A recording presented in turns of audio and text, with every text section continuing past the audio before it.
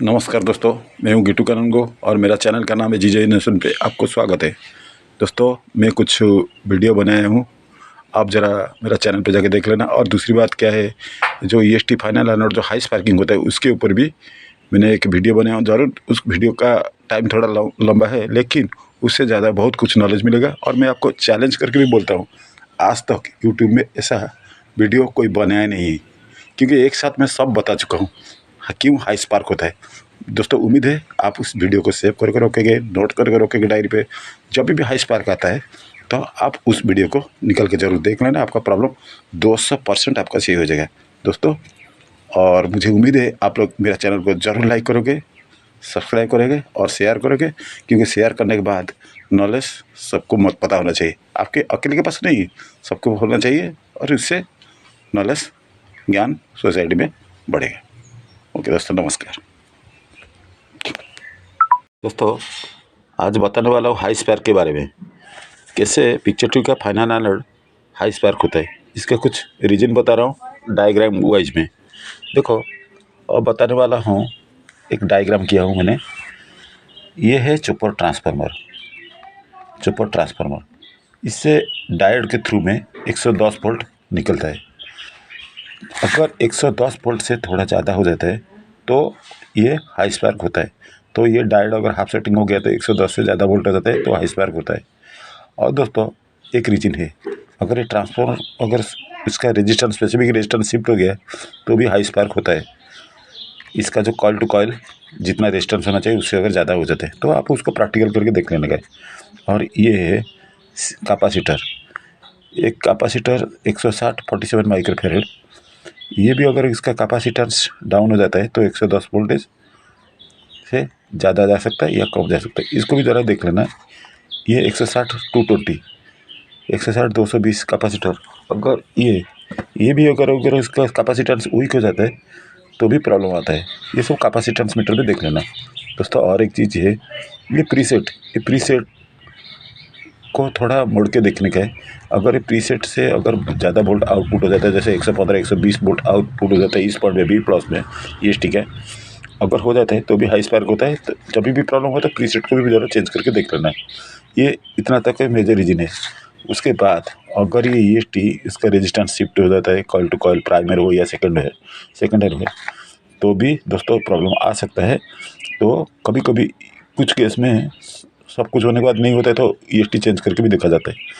दोस्तों, सबसे बड़ा इंपॉर्टेंट चीज़ क्या है, ये सब कुछ करने के बाद अगर आपका हाई स्पार्क का प्रॉब्लम सॉल्व नहीं होता है, लास्टली इसको आउटपुट व्यू, ये ईएसटी चेंज करने से पहले दोस्तों ज़रूर आउटपुट व्यू ज़रा चेंज करके देख लेना, क्योंकि इसका जो स्पेसिफिक रेजिस्टेंस है, collector to emitter, emitter to collector, collector to base, जो भी है उसका जो रेजिस्टेंस अगर उसका कम हो जाता है तो भी प्रॉब्लम आता है।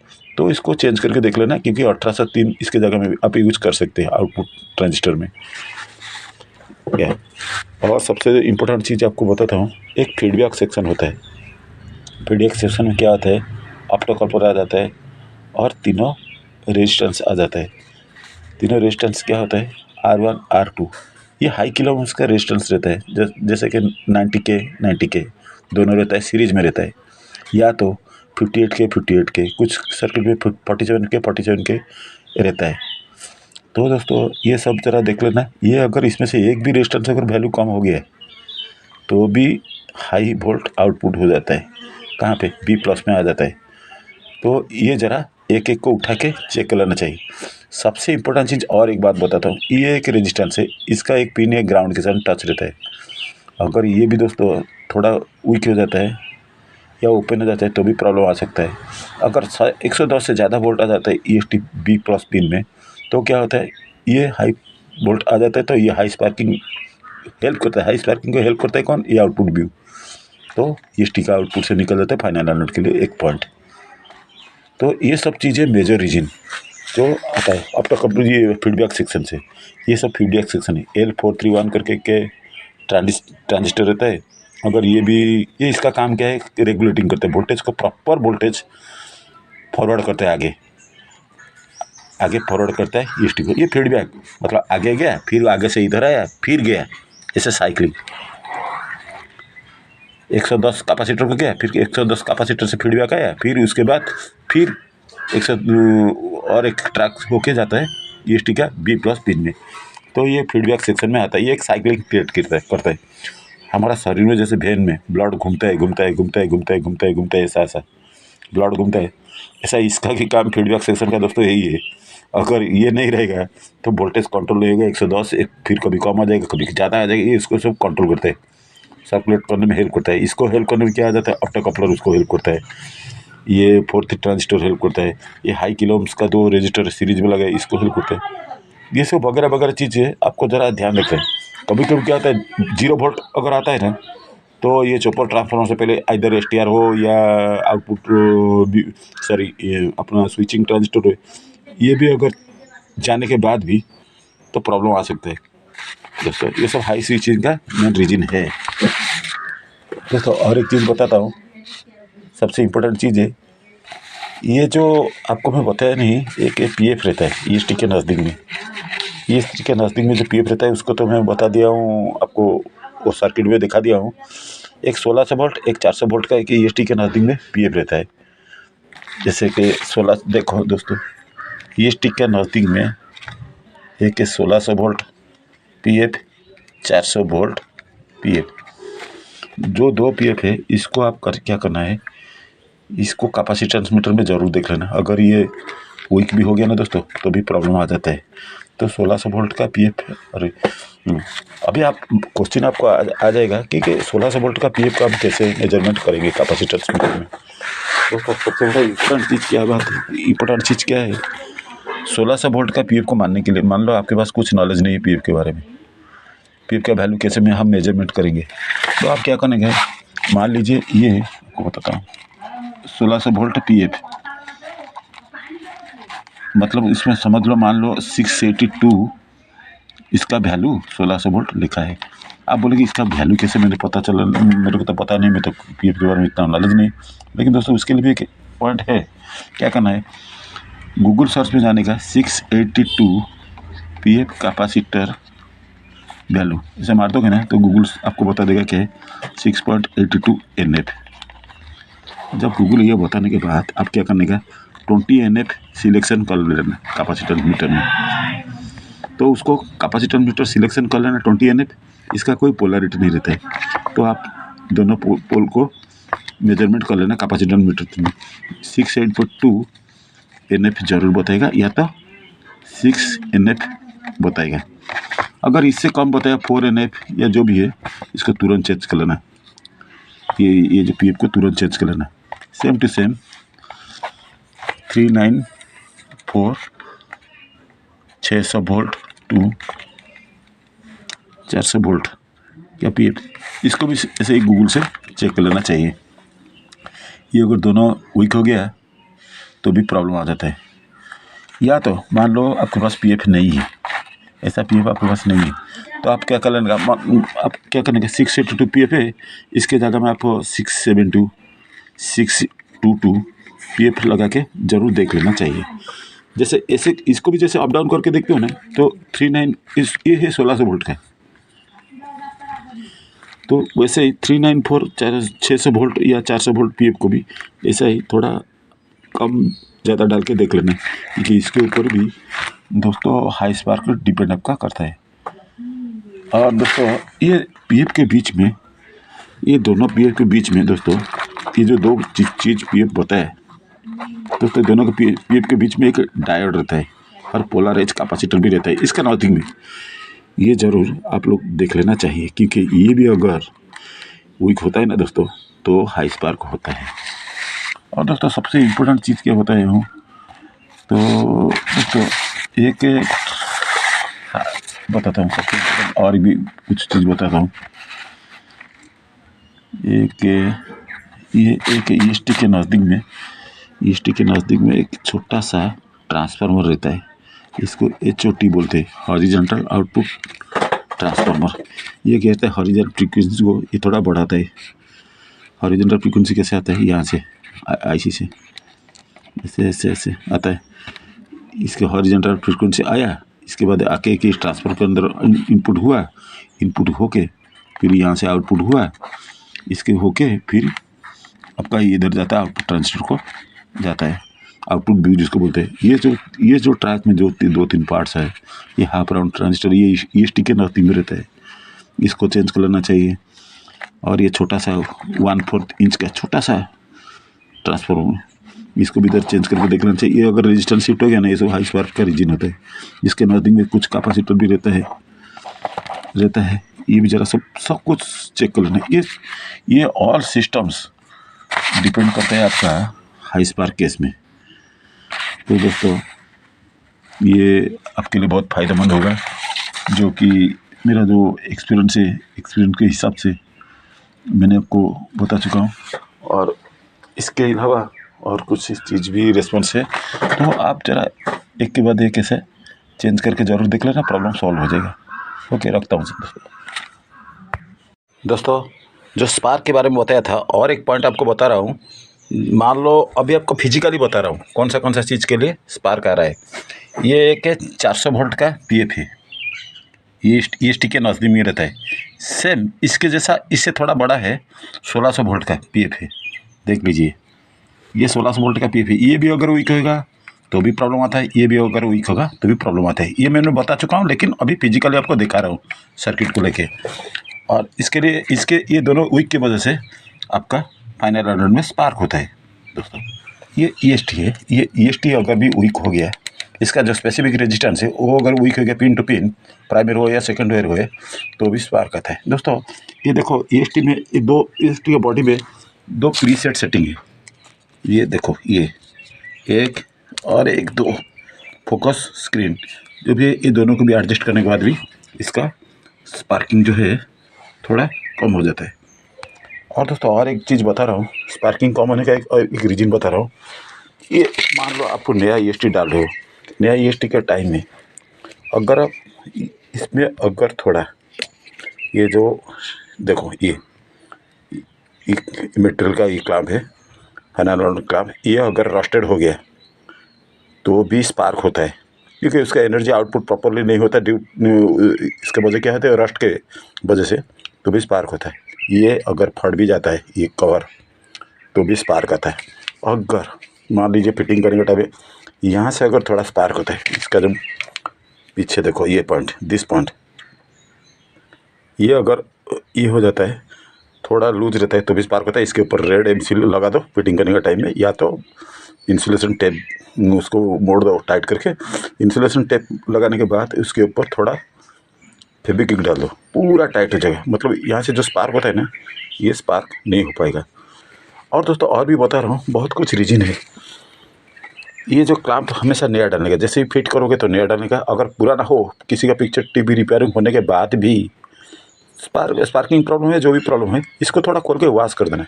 अगर ये वॉश नहीं होगा ना, तो नियर फ्यूचर में रिपेयरिंग होने के बाद भी प्रॉब्लम आ जाएगा। और दूसरी बात, और एक बात बता रहा हूँ, ये जो CRT का सरफेस देखो, मैं आपको बता रहा हूँ, ये जो CRT का सरफेस ये थोड़ा डस्टी है, इसको बराबर वॉश कर देंगे। वॉश करके इसको थिनर मार के वॉश कर देंगे। इस होल को वॉश करने के बाद इसके अंदर थोड़ा सैंड पेपर या थोड़ा ब्रश मार के इसको नीट एंड क्लीन कर देना, थिनर मार के ये टोटल सरफेस को क्लीन कर देना। करने के बाद इसके ऊपर लगाने का। और दोस्तों और सबसे बड़ा इंपॉर्टेंट चीज़ बात बताऊँगा, ये जो टीवी का अपर सरफेस, ये अगर भी डस्ट हो गया ना, तो भी दोस्तों स्पार्क होता है, क्योंकि इस पर मॉइस्चर खींचता है। इसका इंटीरियर्स ये देखो नीचे से इंटीरियर सिस्टम, ये भी अगर स्पार्क डस्ट आ गया ना तो स्पार्क होता है। ये सब थिनर से वॉश करने का, नीट एंड क्लीन करने का, ये तो मेजर रीजन है दोस्तों। आज मैं इसीलिए बता रहा हूँ कि मेरा जो लाइफ का जो एक्सपीरियंस है, ये आपको सब बता रहा हूँ। 15-20 साल का जो एक्सपीरियंस है, स्पार्क क्यों होता है। और दोस्तों और एक चीज़ आपको बता रहा हूँ, सबसे इम्पोर्टेंट चीज़ है, देखो ये तो होल हो गया है, कैपेसिटर तो बता दिया। उसके बाद और एक ये योग, इसका जो फाइनल जो वर्टिकल कॉइल, हॉरिजॉन्टल कॉइल जो भी है, दोनों का रेजिस्टेंस जो है डाउन हो गया ना, तभी भी कभी कभी स्पार्क होता है। लेकिन इसका इतना वजह नहीं है, मेजर रीजन नहीं है, लेकिन फिर भी इसके ऊपर भी डिपेंड करता है स्पार्किंग का। प्रॉब्लम। लेकिन सबसे बड़ा चीज़ है, मैं टीवी आया था रिसेंटली, मैं उसको रिपेयरिंग किया हूँ बारिश के मौसम में, देखा उसका हर चीज़ ओके है, लेकिन उसका एक मेजर रीज़न क्या निकला मालूम है? मैं तो वंडरफुल हो गया, मैं आश्चर्य हो गया। ये जो सरफेस है ये थोड़ा डस्ट हो गया था, इसको साफ़ कर दिया, इसको साफ़ कर दिया, थिनर मार के पूरा कच्चा-कच से चकाचक साफ़ कर दिया, उसके बाद प्रॉब्लम सॉल्व। तो ये छोटे-छोटे चीज़ मेरे को कस्टमर बोला कितना भाई दूँ? मैं बोला जो आपका दिल में है दे दो, नहीं तो मत दो। या मैं तो आपके सामने सिर्फ साफ़ किया है, लेकिन उसने खुशी से मेरे को 200 रुपया दिया था। कोई बात नहीं, उसका आज तक भी चल रहा है। मतलब रेनी सीजन जाके अभी ये हो गया, कम से कम 1 साल के नज़दीक आ गया, वो भी चल रहा है, वो भी खुश हो गया। लेकिन ये होल को ज़रा नीट एंड क्लीन करने का है। ये जो होल है फाइनल, जो आनट का जो होल है सीआरटी का, इसको नीट एंड क्लीन करने का है और क्लैंप को बराबर वॉश करने का है। और हाँ, एक चीज़ दोस्त बोलने के लिए भूल गया, ये जब भी इसको वॉश करोगे ना, थोड़ा ब्लोअर अगर है आपके पास, ब्लोअर हीट एयर गन, उससे मार के इसको वॉश कर देने का। तो ब्लोअर मारने का मेन रीज़न क्या है मालूम है? इसके अंदर अगर मॉइस्चर रहेगा तो भी पट स्पार्क होगा। जितना भी ओके करने के बाद भी मॉइस्चर अंश रहेगा तो वो भी स्पार्क करेगा। तो इसको थोड़ा दोस्तों ब्लोअर ज़रूर मार देना। और दोस्तों और एक चीज़ बताऊँगा, बारिश का मौसम में कभी भी टीवी को दरवाजे मतलब विंडो के नज़दीक में नहीं रखने का, क्योंकि वो मॉइस्चर खींचता है, एक चीज़। दूसरी चीज़, हमेशा विंडो से बहुत दूर रखना है, उसी जगह पर रखना जहाँ पे ज़्यादा मॉइस्चर नहीं पकड़ता है। दोस्तों ये सब कुछ मेजर पॉइंट है, तो आपको बता चुका हूँ। और दोस्तों ये सब चीज़ अगर देखोगे, मैं वादा करता हूँ, मैं आपको चैलेंज भी करता हूँ, इतना पॉइंट आज तक स्पार्किंग के बारे में कोई भी मैकेनिक, टीवी का मैकेनिक आपको बताया नहीं होगा। दोस्तों और भी कुछ पॉइंट है आपको बताने वाला हूँ। ये सब बताने के बाद दोस्तों एक चीज़ याद रखने का, इसका जो ईएसटी के नज़दीक में एक छोटा सा ट्रांजिस्टर है, जैसे कि इसको कैसे बोलते हैं, हाफ राउंड ट्रांजिस्टर। ऐसा देखो, ऐसा वाला ट्रांजिस्टर है ये रहता है एक छोटा सा ट्रांसफार्मर के नज़दीक, ईएसटी के पास रहता है। इससे इसको फ्रीक्वेंसी मिलता है, ये फ्रीक्वेंसी को थोड़ा बढ़ाता है, बढ़ाने के बाद इसको दे देता है, इसके बाद ये और थोड़ा बढ़ा देता है, यहाँ से निकलता है, यहाँ से निकलने बाद जाता है किधर ईएसटी में चला जाता है, सॉरी आउटपुट ट्रांजिस्टर में जाता है। यहाँ से भी थोड़ा जूम होकर ईएसटी में जाता है।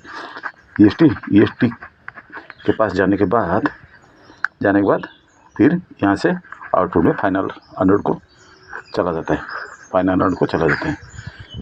तो ये सब चीज़ आप ज़रा ध्यान रखना। ये भी वीक होने के बाद भी ऑसिलेशन होता है, ये भी वीक होने के बाद ऑसिलेशन होता है। ये जो भी चीज़ आपको बताया हमने डायग्राम में, ये सब वीक होने के बाद हाई ऑसिलेशन होता है। मुझे उम्मीद है दोस्तों इस सब चीज़ को देखने के बाद आपका नॉलेज बहुत बढ़ गया होगा। लेकिन दोस्तों और आपको और एक बार बताता हूँ, मैं हूँ गिट्टू कानूनगो। मेरा चैनल को आपको रिक्वेस्ट है, मेरा चैनल को लाइक करना, शेयर करना, सब्सक्राइब करना। और मैं उम्मीद करता हूँ इससे आपको बहुत ज़्यादा ज्ञान मिलेगा। लेकिन जहाँ तक इतना मैं वीडियो देखा हूँ, ये वीडियो थोड़ा लंबा हो चुका है, ये दोस्तों मैं मानता हूँ। लेकिन एक बार परेशानी ज़िंदगी भर आसानी। अगर आप परेशानी नहीं उठाओगे तो एक बार में इतना कौन सिखाएगा। हर आदमी 5 मिनट 10 मिनट का वीडियो ज़रूर बना लेते, लेकिन अगर ऐसा प्रॉब्लम आ गया तो क्या आप ढूंढते रहोगे हर वीडियो के ऐसा ढूंढते रहोगे, स्पार्क ढूंढते रहोगे? नहीं दोस्तों, ये गलत बात है। वो अपना फ़ायदे के लिए, अपना सब्सक्राइब बढ़ाने के लिए, अपना व्यूअर्स बढ़ाने के लिए 5-5 10-10 मिनट का बढ़ाते हैं। लेकिन मुझे कोई व्यूअर्स भी नहीं चाहिए, मुझे बस आपका प्यार चाहिए, आपका नॉलेज चाहिए। आप नॉलेज करोगे, मेरे को अच्छा लगेगा। दोस्तों बाय, नमस्कार, हैव ए गुड डे। दोस्तों स्पार्क का और एक मेजर रीजन है, ये आउटपुट ट्रांजिस्टर है। अगर ये उसका जो स्पेसिफिक रेजिस्टेंस अगर वीक हो गया, ये ईएसटी के नज़दीक में रहता है, ये आउटपुट ट्रांजिस्टर, ये ईएसटी, ये आउटपुट ट्रांजिस्टर इसके नज़दीक में रहता है। ये अगर उसका specific resistance collector to meter to base, जो उसका जो रेजिस्टेंस रहता है, अगर वीक हो गया ना, डाउन हो गया, मतलब 30% या 40% डाउन हो गया, तो भी हाई स्पार्क होता है। क्योंकि इसका जो कंट्रोलिंग पावर इसके ऊपर आ जाता है, इसके ऊपर ये फाइनल एनोड से निकल कर सीआरटी का होल तो फाइनल एनोड में घुस जाता है और उसके बाद स्पार्क आता है। तो इसको भी ज़रा चेंज करके देखना है। मैं आपको बता चुका हूँ डायग्राम के माध्यम से, फिर भी आपको फिजिकल बता रहा हूँ। एक देखो कैपेसिटर, देखो ये एक कैपेसिटर है, 1 2 3 4 5, देखो 1 2 3 4 और एक बार 5। ये 500 कैपेसिटर ज़रा चेक कर लेने का है। क्योंकि अगर आपको कैपेसिटर चेक करना है ना दोस्तों, एक कैपेसिटेंस मीटर लेना पड़ेगा। अगर 2 माइक्रोफेरेड भी कम होता है ना, उसको चेंज कर दो। क्योंकि मान लो ये 2 माइक्रोफेरेड कम है, ये 2 माइक्रोफेरेड कम है, ये 2 माइक्रोफेरेड, ये 2, इससे मिला के 4 8 माइक्रोफेरेड तो कम हो गया। 8 माइक्रोफेरेड अगर कम हो गया तो उसका इंडायरेक्टली प्रेशर पड़ता है ईएसटी के ऊपर, तो ईएसटी कंट्रोल नहीं कर पाता है, हाई ऑसिलेशन हो जाता है। तो ये भी ज़रा उठा के एक एक के कैपेसिटर्स मीटर भी चेक कर लेना। और ये जो आउटपुट ट्रांजिस्टर है, ये भी अगर स्पेसिफिक रेजिस्टेंस हो गया तो ये बढ़ गया तो भी होता है। तो ये सब ज़रा उठा के चेक कर लेना चाहिए। अगर इसको तो आपको जान भी नहीं पाओगे ना, तो आपको आउटपुट ट्रांजिस्टर जैसे क्या आता है 1803, उसको डाल के देखने का, 1803 करके का आउटपुट व्यू आता है, उसको डाल के देखने का। तो दोस्तों मुझे उम्मीद है तो आप ये सब चेक करने के बाद आ जाएगा EST 100% जो हाई ऑसिलेशन होता है वो कंट्रोल में आ जाएगा। दोस्तों नमस्कार, मैं रखता हूँ। तो एक टीवी बीच में मेरे पास आया था, तो मैं आपको वीडियो में बता चुका हूँ, फिर भी और थोड़ा क्लियर से बता देता हूँ। क्या है, उस टीवी में कुछ भी प्रॉब्लम नहीं था, लेकिन सिर्फ हाई स्पार्क हो रहा था, उसका ऑडियो चला जाता था, कभी ऑडियो बड़बड़ होता था, कभी उसके से आग निकलता था इस फाइनल नोट से। तो उसका रीजन मैंने देखा है, कुछ भी उसका प्रॉब्लम नहीं था, छोटा मोटा प्रॉब्लम था। ये जो सरफेस है, ये सरफेस, इसको मैंने साफ़ किया, और सरफेस के नीचे प्लास्टिक बॉडी देखो, ये देखो बराबर देखो, इसको भी थोड़ा मैंने साफ़ किया, ऊपर और नीचे दोनों का सिर्फ वॉश किया, और इधर नज़दीक में थोड़ा वॉश कर दिया, ये नज़दीक में वॉश किया। 1 2 3 तीनों जगह वॉश कर दिया दोस्त, काम ख़त्म, उसका प्रॉब्लम सॉल्व हो जाएगा। वो पार्टी बोला मैं कितना दूँ, मैं बोला जितना आपका मर्जी है दे दो, वो दिया। जो भी है वो भी मैं वीडियो में बनाया हूँ, लेकिन वो वीडियो थोड़ा मतलब क्लियर नहीं था, इसीलिए मैं आपको और एक बार ये वीडियो बनाया हूँ। जो भी है, मेरे को तो एडिटिंग इतना आता नहीं है, दूसरों का हेल्प लेता हूँ। चलो दोस्तों, दूसरों का हेल्प लेके मैंने वीडियो बनाया हूँ। जो भी आप ज़रा देख के एडजस्ट कर लेना दोस्तों। क्या है, मेरे पास मैन पावर नहीं है, जो भी है मैं खुद शूटिंग करता हूँ और खुद वीडियो ये करता हूँ, अपलोड करता हूँ।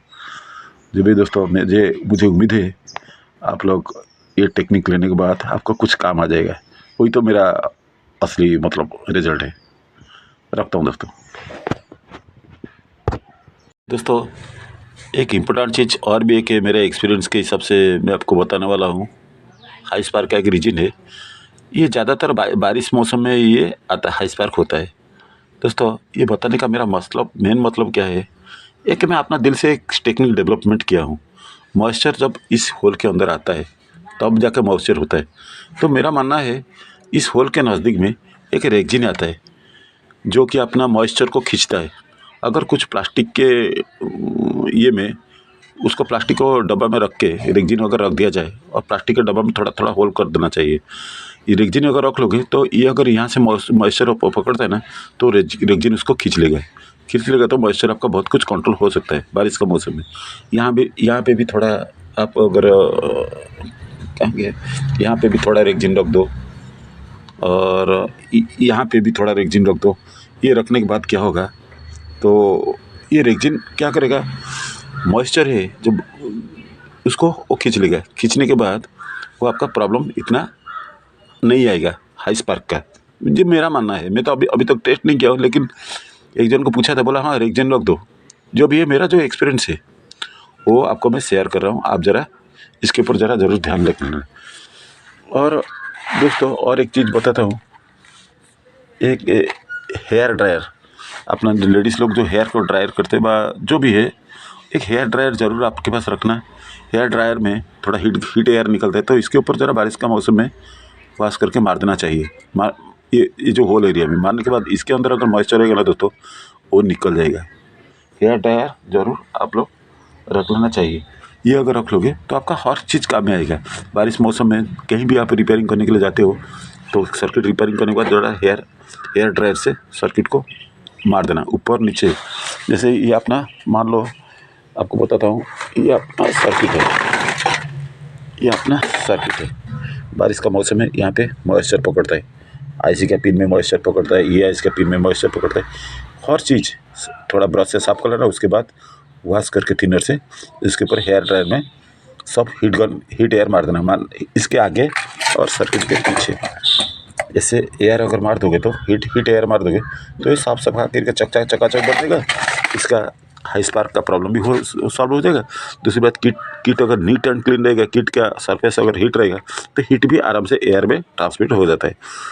तो ये सब चीज़ अगर आप ध्यान रखोगे तो मैं उम्मीद करता हूँ कोई भी सर्किट ज़्यादा दिन तक चलेगा, ज़्यादा प्रॉब्लम भी नहीं आएगा। क्योंकि अगर इसका हीट अगर स्टोरेज रहेगा तो ही प्रॉब्लम आएगा ना। हीट अगर इमिटिंग हो जाएगा बाई एयर में, उड़ जाएगा तो प्रॉब्लम है। ये एक हीट सिंक प्लेट है दोस्तों, देख लो।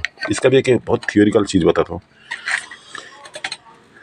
एक चीज़ है, देखो हीट सिंक प्लेट कितना मेला हो गया, गंदा हो गया। अगर गंदा हो गया, इसका अंदर हीट आपको एयर से नहीं मीटिंग होगा, क्योंकि गंदा तो उसको पकड़ लेगा। इसको थोड़ा सैंड पेपर में मार के अगर इसको साफ सफाई करके लगाओगे ना तो आपका हीट बाय एयर में ट्रांसफ़र हो जाएगा। और चीज़ें इसके अंदर जो हीट सिंक को पकड़ने के लिए, देखो दोस्तों एक बताता हूँ। ये नट देखो नट, ये नट अगर ढीला रहेगा ना दोस्तों, ये जो हीट होता है आउटपुट व्यू में, ये प्रॉपरली ट्रांसफ़र नहीं होगा। तो इसके बीच में पेस्ट मार के इसके नट को बराबर कस देना, ताकि पेस्ट थ्रू में हीट सिंक आउटपुट व्यू से पेस्ट थ्रू में इसके हीट सिंक के ऊपर आ जाएगा हीट, उसके बाद बाई एयर में ट्रांसफ़र होगा। और दोस्तों और एक चीज़ बताता हूँ, हीट सिंक प्लेट थोड़ा बड़ा होना चाहिए। जितना बड़ा होगा उतना अच्छा है, क्योंकि उसका जो हीट है एयर में उतना ट्रांसमिट होगा, और ट्रांसमिट होने के बाद सर्किट का लाइफ हमेशा बढ़ेगा। तो दोस्तों लेता हूँ नमस्कार। मुझे उम्मीद है आप लोग मेरा वीडियो को लाइक करोगे, शेयर करोगे और सब्सक्राइब करोगे, और नॉलेज भी आप नोट्स करके रखेंगे। क्योंकि नोट करके रखने के लिए इसीलिए बोल रहा हूँ कि जब भी आपको इसे हाई स्पार्क का प्रॉब्लम आएगा ना दोस्तों, ये आपका काम आ जाएगा। दोस्तों रखता हूँ, धन्यवाद। तो जो फाइनल एंड्रॉइड का हाई स्पार्क के बारे में बताया था, सब कुछ करने के बाद अगर आपका हाई स्पार्क कंट्रोल नहीं होता है तो आप EST को चेंज जरूर कर लेना। क्योंकि EST का जो स्पेसिफिक रेजिस्टेंस शिफ्ट हो जाता है, कंट्रोल में नहीं आता है, तो फाइनली वही एक्शन लेना पड़ेगा, आपको EST चेंज करना पड़ेगा। उसके अलावा जो आपको जो फार्मूला बताया है उसको मतलब ऑब्जर्व करना है, उसको चेंज करके देखना है। क्योंकि सब करने के बाद अगर नहीं होता तो लास्ट में EST चेंज करना पड़ेगा। थोड़ा बजट बढ़ सकता है, लेकिन हमेशा के लिए सॉल्व हो जाएगा। ओके, रखता हूँ दोस्तों, बाय।